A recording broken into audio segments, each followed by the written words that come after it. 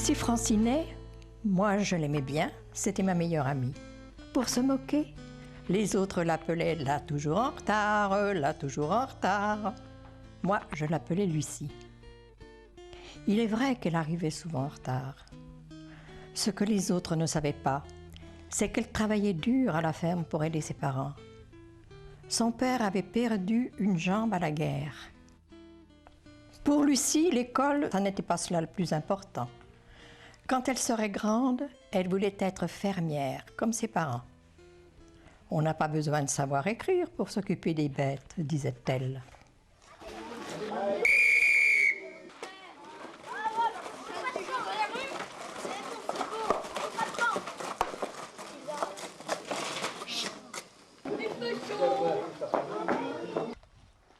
Ah bien la voilà.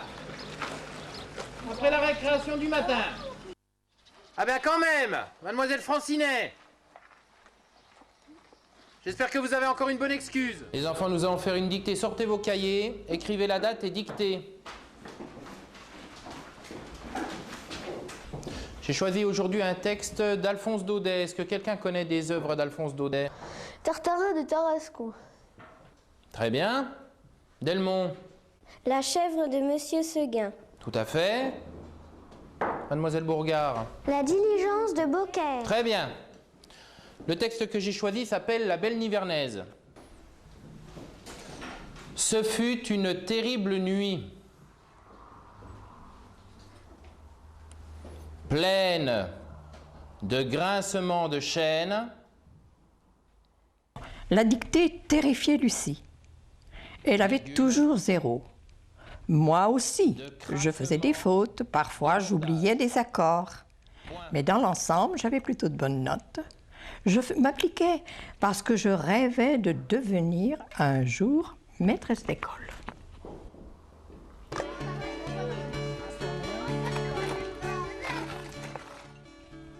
Il n'y avait pas de cantine. Nous apportions notre petit panier repas.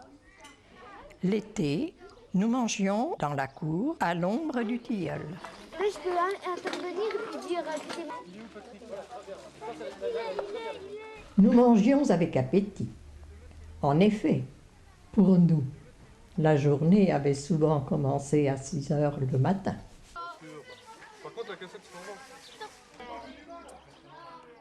J'adorais ces repas pris avec Lucie. Le goût de l'eau coupée de vin est encore présent dans ma bouche. L'hiver, le poêle à bois était là pour réchauffer nos gamelles.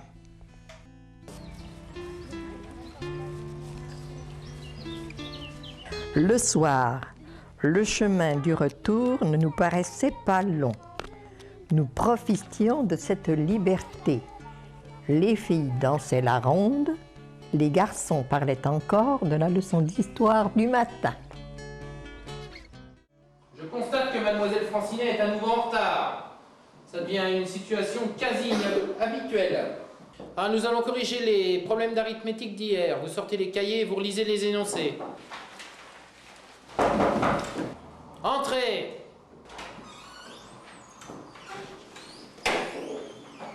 Mademoiselle Francinet. Les autres, mettez-vous au travail. Mademoiselle Francinet, il me semble que c'est pas la première fois que vous êtes en retard cette semaine.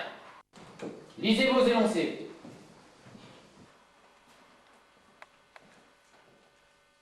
J'espère que vous avez un mot cette fois-ci.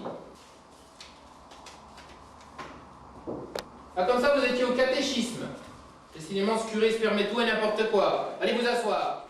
À l'époque, je ne comprenais pas les remarques de M. Jourdan sur M. le curé. Mais M. le curé ne se gênait pas non plus pour critiquer l'instituteur pendant les cours de catéchisme. Allons, allons, dépêchez-vous les enfants. Le Seigneur n'attend pas. Lucie Francinet, vous êtes encore en retard? C'est ce diable d'instituteur qui vous a retenu. Ici, nous ne sommes pas à l'école. Nous sommes dans la maison du Seigneur. Je vous rappelle, mes enfants, qu'aujourd'hui nous sommes vendredi, jour de jeûne. Vous allez répéter après moi cette prière. Puisque tu as voulu, Seigneur, que ton Fils fût crucifié pour nous, que ton Fils soit crucifié pour nous, afin de nous arracher au pouvoir de Satan, fait que nous puissions recevoir la grâce de la résurrection par Jésus-Christ.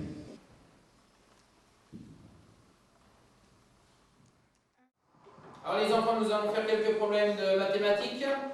Alors je vous lis le premier. Un homme boit chaque jour 5 centilitres d'absinthe qu'il paie à raison de 4 francs le litre.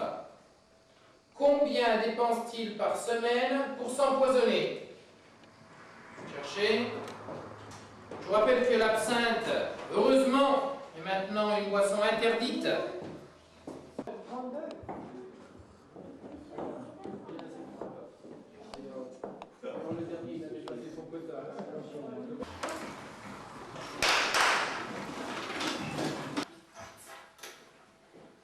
La tour, la réponse était de 1 franc 40. Oui, 1 franc 40. Très bien. Alors, voyons donc maintenant les dégâts que l'alcool, ce poison, provoque sur nos organes vitaux.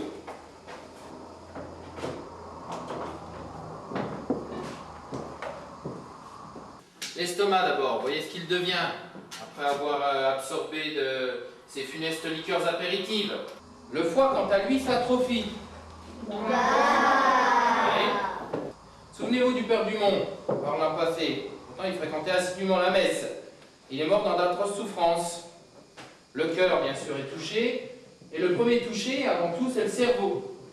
Vous savez bien qu'au bout de quelques heures, les ivrognes perdent la tête.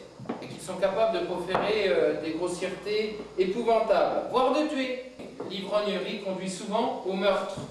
Monsieur Jourdan nous faisait la lecture quelquefois, des lectures bien sérieuses, que nous ne comprenions pas toujours. Ah, voyez-vous, mes enfants, il y a sans cesse dans notre vie des pages qui se tournent. Celle qui pour vous se tournera ce soir vous conduira vers une fin heureuse. La fin de l'année scolaire et le début des vacances d'été. Mais la page qui se tourne en ce moment pour l'humanité n'est pas de celle des fins heureuses. Les hommes, ceux-là même qui donnent des leçons aux enfants, qui tombent des arbres ou se brûlent avec le feu en leur disant « La prochaine fois, tu feras attention, tu ne recommenceras pas ». Eh bien, ces hommes ont déjà oublié qu'ils ont perdu un père, un oncle, un frère ou un ami il y a guère plus de 20 ans. Et ils s'apprêtent peut-être, ces hommes, à recommettre l'irréparable. J'espère me tromper. J'espère que jamais vous n'aurez à affronter la haine et la guerre. On se rendait bien compte pourtant que nos parents étaient soucieux. Depuis quelque temps, le mot guerre revenait souvent. Bonjour Madame la Comtesse. Bonjour Madame la Comtesse. Bonjour Mesdames, comment allez-vous? Ça va, et vous? Oui, ça va avec ces moments durs. Ah oui, c'est ce qu'on disait, justement, on en parlait. Monsieur Jourdan nous parlait souvent de tolérance, de justice, de paix. Mais cela n'empêchait pas les garçons de jouer à la guerre derrière le parc du château.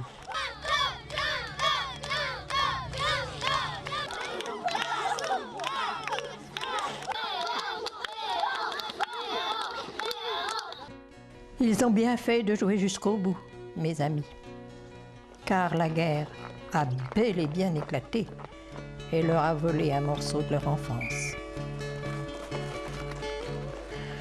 Monsieur Jourdan et monsieur le curé, eux qui ne semblaient jamais pouvoir s'entendre, eh bien, j'ai appris plus tard qu'ils s'étaient retrouvés au maquis. Quant à mon amie Lucie, celle qui était toujours en retard, elle a été tuée pendant un bombardement.